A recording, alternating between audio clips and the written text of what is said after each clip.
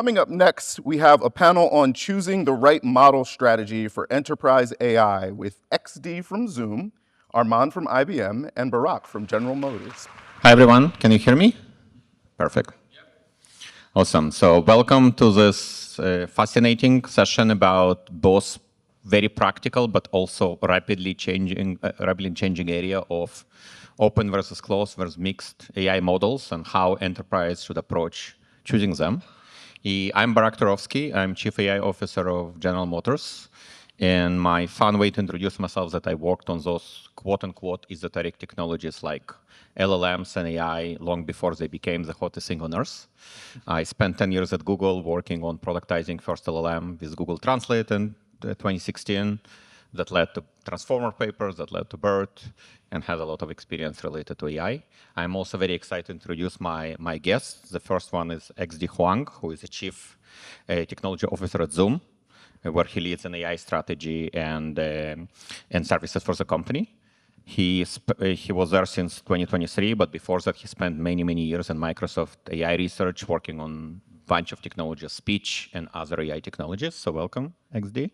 Thank you. And my second guest is Armand Luis from IBM, Vice President of AI Platform, originally from Barcelona, Spain, but many years in Silicon Valley, mostly in IBM, working a lot of cool AI services like Watson AI and other technologies. So welcome, both of you. Thanks. Really excited for both of you to be here. So let's get started. This is extremely loaded question, an extremely strategic question, and there is frankly a lot of noise that is changing every time new model comes and every time leaderboard changes. But basically the question is open versus closed models. And for enterprise, it's a very important strategic question, right? You need to balance multiple things. You need to balance technology, performance, governance, cost, a lot of things. So let's get started and just like how organizations actually approach it. So XD, maybe we'll start with you. How you guys approach it, and especially what are the most important factors you consider when choosing? Yeah, this is a good question. For Zoom, our customers, they are very selective.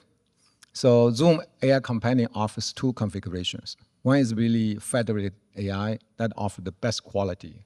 We combined our own small language model with the best models in the industry, either OpenAI or Anthropic. We have a very unique way to federate them together. So that is one configuration. Another configuration is there are a lot of companies, Zoom customers, they are worried about this federation. You have too many different models, they feel very uncomfortable. So they demanded the Zoom-only model. So as an alternative, we have a Zoom-only model option that was produced by Zoom and completely hosted in Zoom environment. And both are secure, but there's a perception that the Zoom-only model is more secure for some of our customers. So that is our selection. Whether it's open, hybrid, we actually have been hybrid, federated. Even the Zoom-only model will also have different models for different workloads. Awesome. Armand, what about yourself? How you guys approach it? Yeah, so we sell a platform for our customers and we give them a lot of options. And what we've seen in the market is choice is the name of the game. So we started our platform with our own IBM LLMs. Very quickly, that was not enough because there were more powerful LLMs in the market. So we were, okay, we're going to offer full integration with like Hugging Face, so you can pick any open source. So you had a very rich catalog. And we really focus on this concept of you can take your data, which is in theory your most competitive advantage, and now you can use your data and customize your models and own your models and deploy them and have full control and so on. Something that we announced this Monday actually is a gateway. So going all the way to full flexibility, because our customers, they are like open source is cool, but it's not all of it. We still want to use Claude or OpenAI or Gemini for certain use cases. So we have a new gateway with a single API layer that allows you to connect to pretty much any engine. So as I said, choice is what our customers are asking when they are building their use cases. Awesome, great insights. Thank you. And just to add from my perspective, maybe a little bit of historical perspective, as I mentioned, I worked on this on LLMs that sometimes it's such a new field that sometimes I feel like elder. So for example, DeepSeek and distillation, it's a really very hot topic very recently, but just fun historical anecdote. When in 2015 we worked on first LLM, it was 7 billion parameters LLM for Google Translate. It was huge at that time. Now it's considered small. I always tell people there is no small in LLMs. It's like large, huge, and gargantuan, right? But anyway, at 7 billion LLMs, we discovered that inference on GPUs at that time was so slow that the end-to-end was 100x slower than production. And at Google, in general, Google is religious about latency. I even told some of my folks that if that's the latency you want to present to Larry Page, the CEO, please tell me when you present, I'll be out of town. But basically, that led to two things. A, we did distillation. We literally artificially shrank the model to make it lower, and actually had to play with, like, you literally build a curve. How much quality you lose if you shrink the model. And the second thing, we basically developed what is now called TPUs. We developed custom hardware to basically deal with latency. So it's actually funny to see a lot of those things kind of coming back, but it's a very fun story. I actually wanted to ask. Maybe I can just add a comment in response to what you said. The scaling law is, exciting. Yes. We all understand the size of the model, the amount of data, the computing, that will give you a better quality.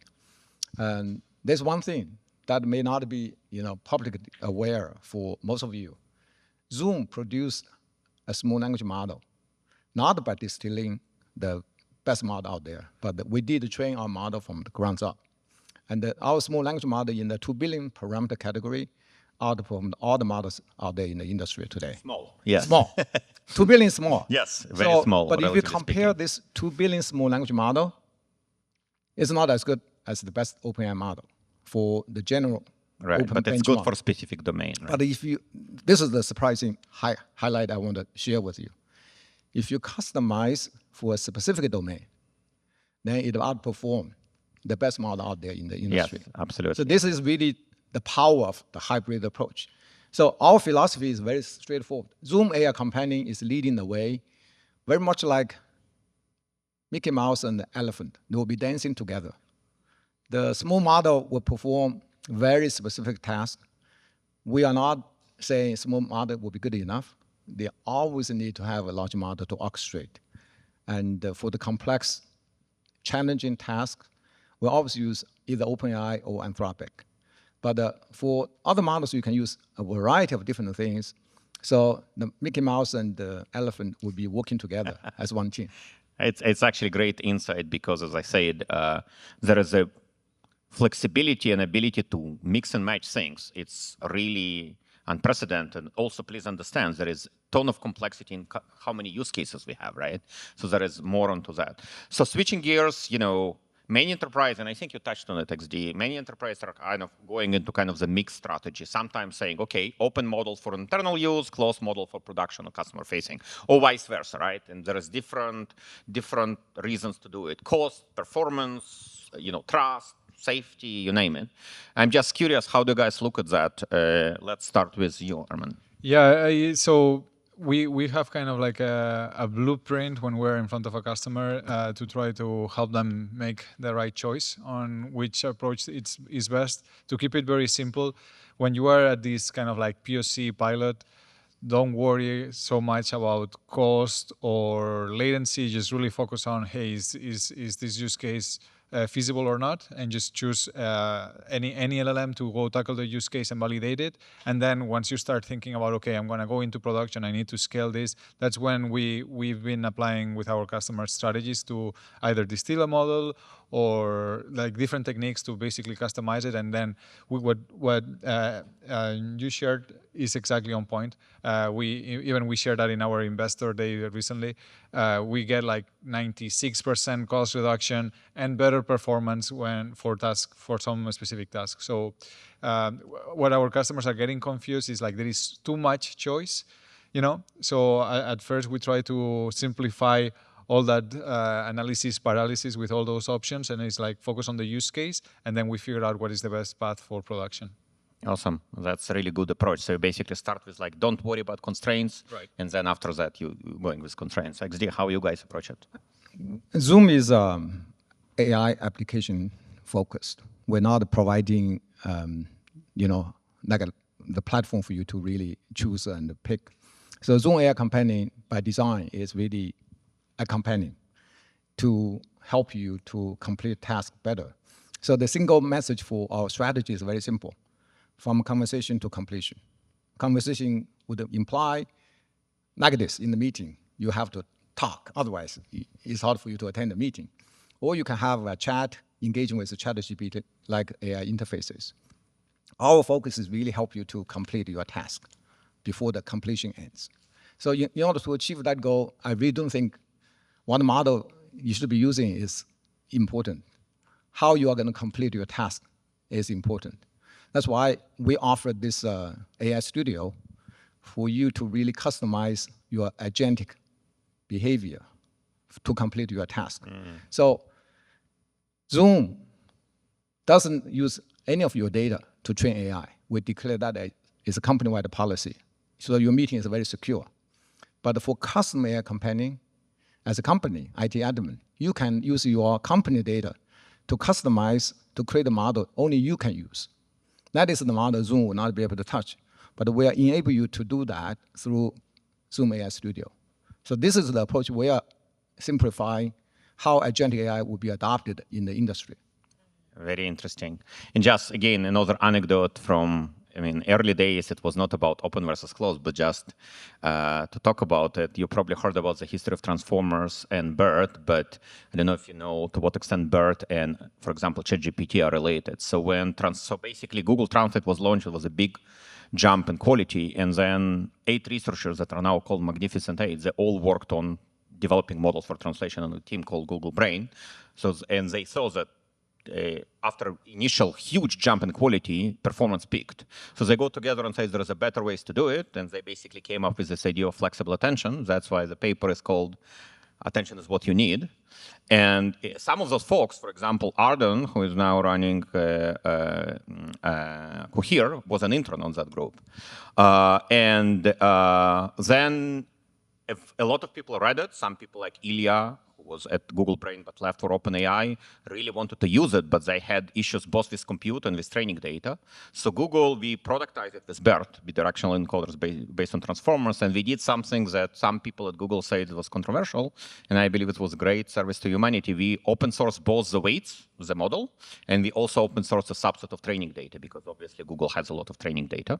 And that was frankly probably one of the biggest breakthroughs that helped OpenAI with other things like RLHF and others to start launching, to launch ChatGPT. So it's actually a funny anecdote how the open source actually helped create something that went to closed, and now I think maybe back to open. So switching gears, one of the challenges is that all those strategies are not set in stone in general, but also look, every 6 months the leaderboard changes, right? And there is new model, faster, better, cheaper, etc. How do you guys approach it to kind of maybe even future-proof some of your decisions? I think some of you talked about the flexibility, but I'm just curious who wants to start. I can start with that one. And it's really part of what our strategy, very different from what Zoom is doing, because you are tackling at the application, at the platform. Like, we acquired Red Hat, and our whole thesis there is like the world is hybrid cloud. And that's something very common nowadays. Like customers, they are not all into one cloud. They actually they have everything. They have GCP, AWS, Azure, and their own private instance. So I think in AI is exactly the same. And is fit for purpose and use case depending on what they are trying to do.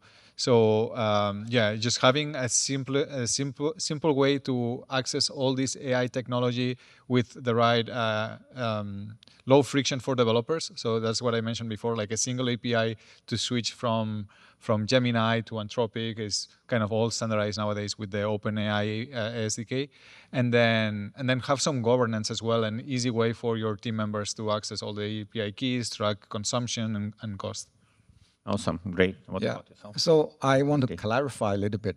I said we're not really AI platform, but Zoom is providing a productivity platform.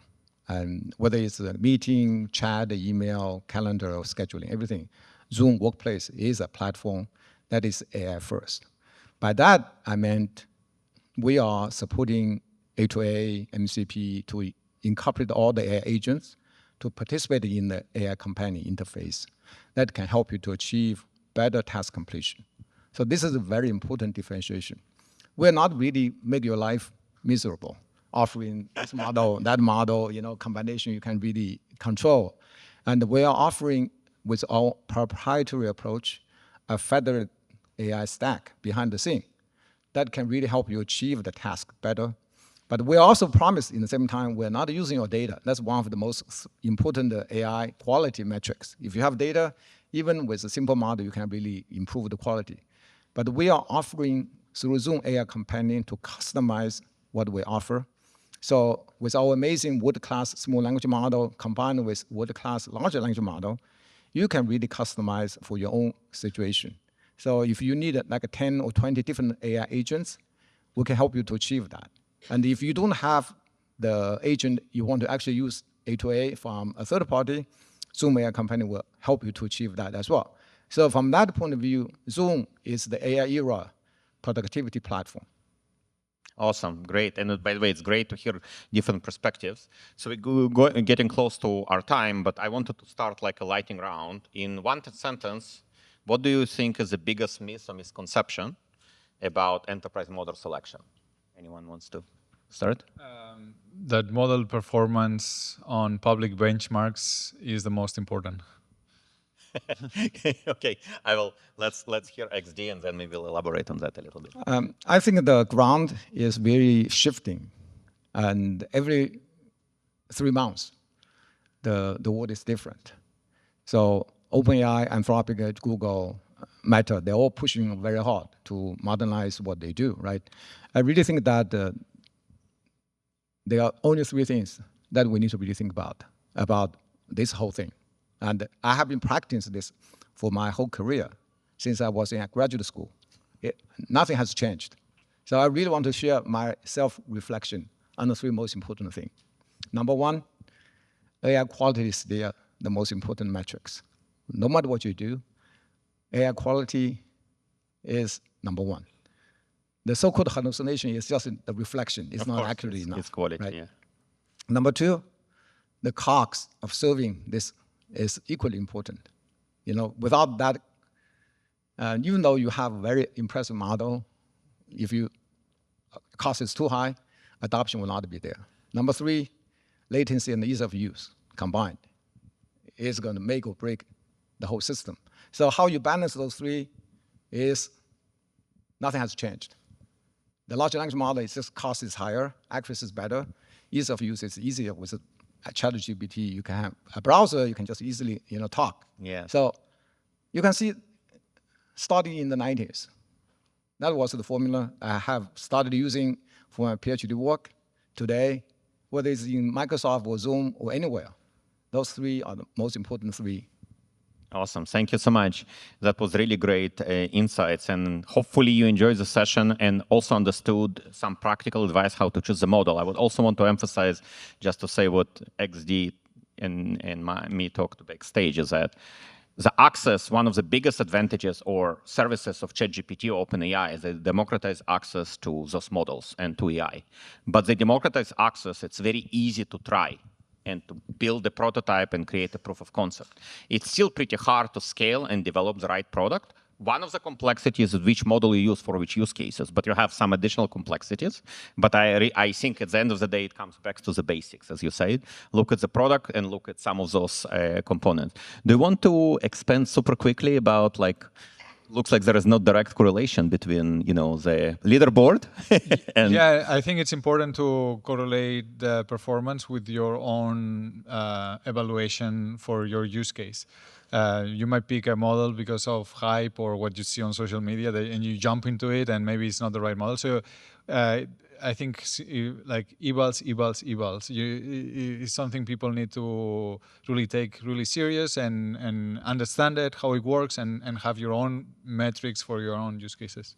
Excellent. Thank you so much, both of you, and hopefully you Thanks, enjoyed everyone. the session. Thank you. Yeah, please.